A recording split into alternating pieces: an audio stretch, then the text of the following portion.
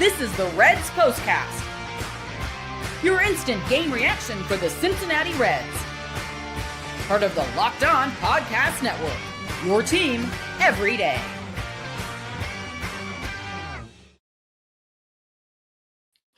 Good evening, Reds fans, and welcome to another edition of the POSTCAST, brought by Locked On Reds and the Locked On Podcast Network, your team every day. My name is Tim Daniel, and tonight's episode is brought to you by Kalshi. For a limited time, download the Kalshi app and use code LOCKEDON to get $10 when you trade $10. Well, on tonight's show, the bottom of the order brings them nothing. Big Sugar gets his chance and runs with it. Andrew Abbott gives the Reds a chance, but we're going to start because, well, they can't hit. This is what you'll be talking about. Tonight, the Cincinnati Reds had a combined total of 3 hits. They did not score. They had 9 strikeouts. They had 1 walk. Tonight was really bad. And we're getting a lot of really bads of late. 6 of the last 10, 1 run or less. I don't get it. I don't know. You know, we come in here all the time, we do the show, and we chat about all these things, and we're like, people complain about the good players, the bad players I never really hear too much about, besides like, they're awful and here and there. But yeah, you know, it is what it is. It's just, it looked like, it was piss poor effort. Let's call it what it was, right? They didn't give this team, this team did not give this, like, the fans anything to be excited about. If it weren't 3-2-1 Tuesdays, would people have had a good time tonight? I doubt it. I highly doubt it because, yeah, I mean, you know, like that hit at the end of the game. Sal gets smokes one. JJ Weatherholt robs it. Nothing you can do about that, but it's the other stuff there that just doesn't make any sense to me that I can't seem to figure out. Like how consistently Nick Krall can go out there and put this lineup together, put this roster together, I should say, and expect anything different. If you look past Dane Myers tonight, okay, let's do even worse. Okay, if you go past JJ Bleday, not a single player has an OPS above 750. League average is 750. Gino 703, Tyler Stevenson 744, and he, you know, tonight was his first bad game in a while. Dane Myers 728, Matt McLean 632, Hector Rodriguez 305. Again, I give a pass on that one because he's just now fresh in the big leagues, and Key Brian Hayes 456. Nathan says we have to be leading the league in shutouts. I don't have it in front of me, but I think I would say that's fair.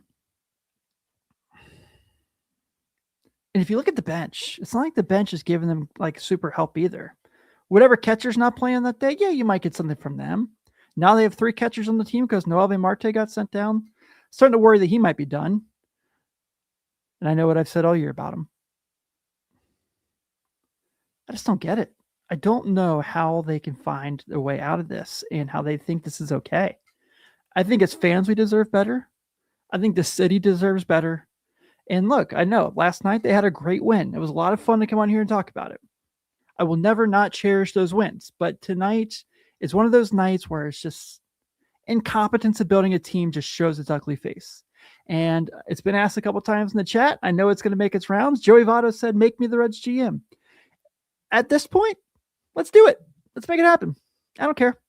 Just as long as it's not Nick Krall and Brad Metter at this point, sign me up because those 2 guys are not building a winning team. And you can only blame Bob and Phil so much. And I get it. They're the ones that supply the financials. They're the ones that make sure they give the money to put this roster together.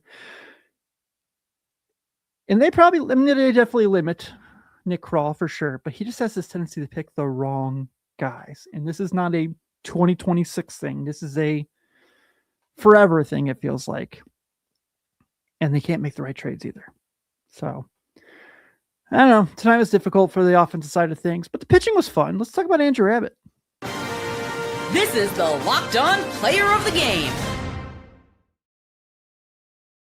Andrew Abbott tonight has another really nice start, 6 2/3 with 2 earned runs, 6 strikeouts, and 2 walks. Does give up a solo shot to Mason Wynn, who really was the player of the game. I just always reward the Reds player if there is one.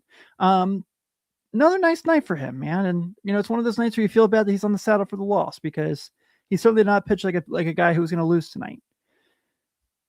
It's one of these things where, imagine being that guy. Imagine being Chase Burns. Imagine being any of these starters where they just go up there and they pitch their heart out, and then they just kind of have the offense over there giving them nothing. It's like these last 3 years when the Bengals would put up like 40 points and they'd lose because the defense couldn't stop a paper bag. And it's like, I imagine it's got to be like that when you're a pitcher for this team, just watching those guys go up there and just give you nothing offensively. 30 at-bats tonight, 3 hits, 9 strikeouts. Not going to win a lot of games with that. And I know I'm here to talk about Andrew Abbott, but I just don't know how you can look past this. I just don't know how you can be a guy on this team and be like, this is fine.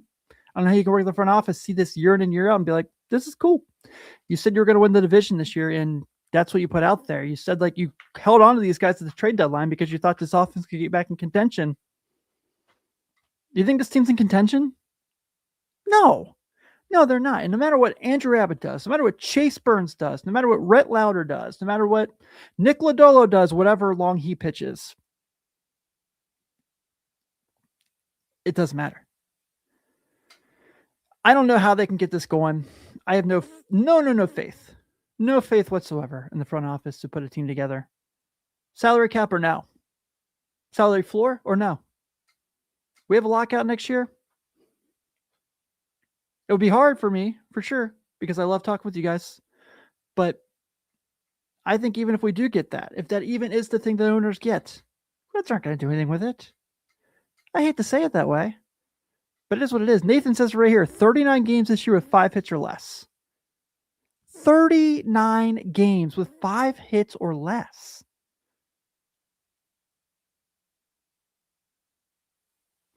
It's unbelievable. It's unbelievable. But hey, let's go and take our break. And when we come back, Big Sugar did his thing today. So we're going to talk about him right after this.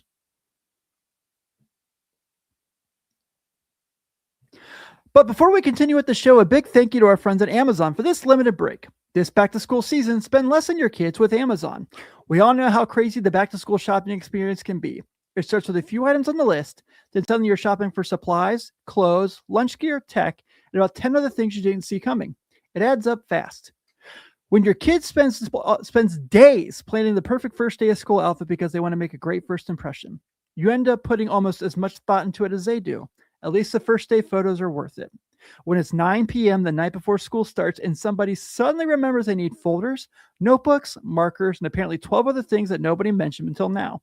Nothing gets the heart rate up quite like emergency school shopping. I'm convinced Prime's Deliver Tomorrow Before 7 a.m. feature was created exclusively for parents in this moment. So remember, with Amazon's low back-to-school prices, just spend less on your kids, because every dollar you don't spend on them is a dollar you haven't spent on them. Shop for back-to-school at Amazon and spend less on your kids.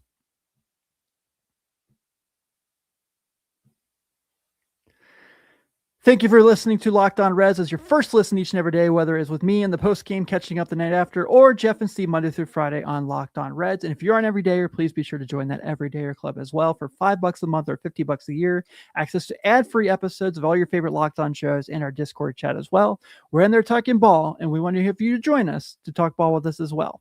Let's get to Big Sugar tonight, Zach Maxwell, because I was genuinely really happy with what he did tonight. It's one of these days where, do I think he's going to be sent down tomorrow? Yes, he's for sure going to get sent down tomorrow. But he was there probably to give the bullpen a break. Call it was. He goes 2 2/3 innings tonight. Doesn't give up a run. Has 2 strikeouts. Was really good. Can't complain about a single thing he did tonight. Does have 2 walks, but so be it. I suspect he's going to get walks in his games. Easy guy to root for, obviously. Has the stuff. Kind of thinking, maybe he could make the Luis May jump that we're seeing Luis May in right now. We'll see. But no complaints with his effort tonight. Gave them, he goes into the game as 2-0. It's 3-0 when he leaves. Pitching gave them a chance tonight. I feel like we've said a lot. Pitching gives them a chance and they just don't do anything with it. I don't know. It's just frustrating. I'm sorry. Maxwell had 2 strikeouts. He didn't have a walk. I have my apologies. But this is just one of these things where it's like, I don't know what you do here.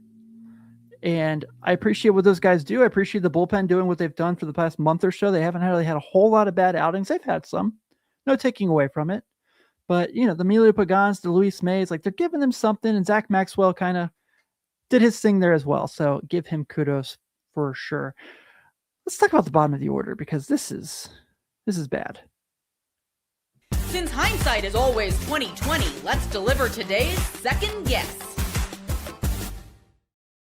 I'm going to give a shout out to my good friend Mo Egger today because he said something on his show that really stood out to me. He talked about Elly De La Cruz, and he was chatting about the fact that, Elly De La Cruz last night was his first walk-off hit, and he gets just rattled on. And he's not even close to a single problem with this team. People will bring up all these things, strikeouts, errors, whatever. I don't care. Here's what I care about. This team has Ke'Bryan Hayes, Hector Rodriguez, Matt McLain, you name it, getting a ton of at-bats. He reminded him a lot of Joey Votto, and people complain about Joey Votto, and not the fact that Patrick Keevlahan was backing him up in the order, or Jason Bourgeois was playing center field, and it's just unfathomable that the city kind of does things like that. Because my point here is we get all these complaints. I get complaints about Elly every single day, but yet Matt McLain is in this order. Ke'Bryan Hayes is getting hits for this team, getting at bats for this team. TJ Friedl has not had a hit since July 11th, and he didn't play tonight. I get that, but he's still on the team. They set Noelvi Marte down today, who, probably needs a refresher, probably needs to relax, probably can take a deep breath and find his swing again. 100%. He still has an OPS 100 points higher than TJ Friedl. It's insane. It's insane the decision-making this team makes. It's insane that, I understand they thought Matt McLain was going to be better this year. 1 year removed from the shoulder surgery, he was going to bounce back. I don't have an issue with betting on that, but it didn't work out.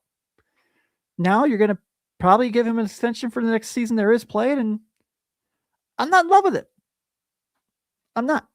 If you listen to Jeff, was it last Thursday or Friday on Locked On Reds, he talked a little bit about just kind of different guys that the Reds could get to fill that role that are cheaper than Matt McLain. I think you got to think about it. If you're a smart, well-ran franchise, which LOL, I think you got to think about it. I talked about Hector Rodriguez, and look, I'm more than willing to give Hector Rodriguez the benefit of the doubt that he'll find his way. Big league pitching going against you is hard, right? He's only had 31 at-bats.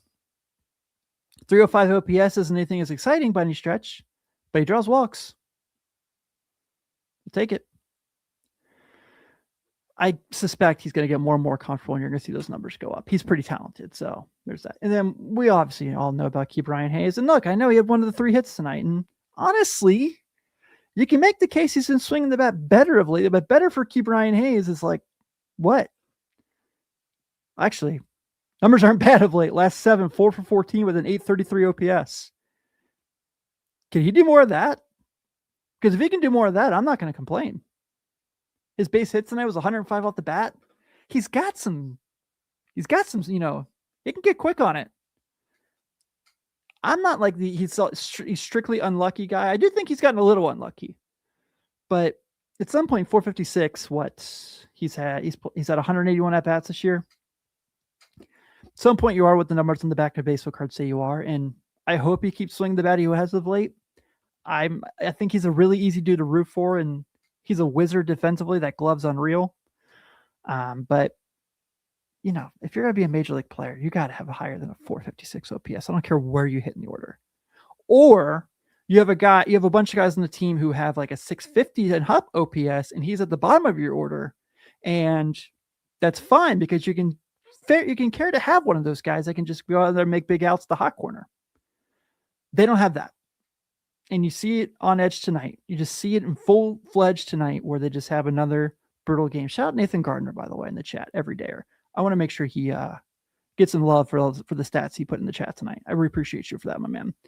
And I say it every night. I love talking baseball with you guys. Some nights it's really hard to turn this microphone on. Some nights when team plays like this and you guys make me feel better because you give me a soapbox to let it all out. And even the haters. We've been getting a lot of those lately, coming in the chat and leaving some comments, but we still appreciate you too. But that being said, Not a whole lot more to talk about in this one, as the Reds are losers to the St. Louis Cardinals tonight, 3-0. The Cardinals have 3 runs on 7 hits and no errors. The Reds have 0 runs on 3 hits and an error. Patrick Leahy is your winning pitcher for the Cardinals. He is 10-4 with a 324 earned run average. Andrew Abbott takes the loss. He is 6-8 with a 407. And Riley O'Brien picks up his 32nd save of the year. Who did he start his career with? The Cincinnati Reds. Anyway, the Reds are back at it tomorrow for game 4 of this 5-game set against the St. Louis Cardinals at 6:40, and it's Chase Burns Day. That's the good news. He's 14-2 with a 2.47 ERA. He'll be going against Matthew Liberatore, who is 5-10 with a 5.07 ERA. So I will see you guys tomorrow after the game. Let's hope it's a good one because he's on the board. Everyone, thank you so much for hanging out with us tonight. Always appreciate it. Please be sure, like again, to hit that to subscribe to us on your podcast app of choice. If you're here on YouTube, I've asked politely, please hit that like button and please hit that thumbs up button. Oh my gosh. And be sure to also subscribe to the channel as well and hit that notification button so you always get access to our shows. On behalf of that, I'm Tim Daniel. Everyone, thank you so much for hanging out. Go Red Legs. I'll see you tomorrow.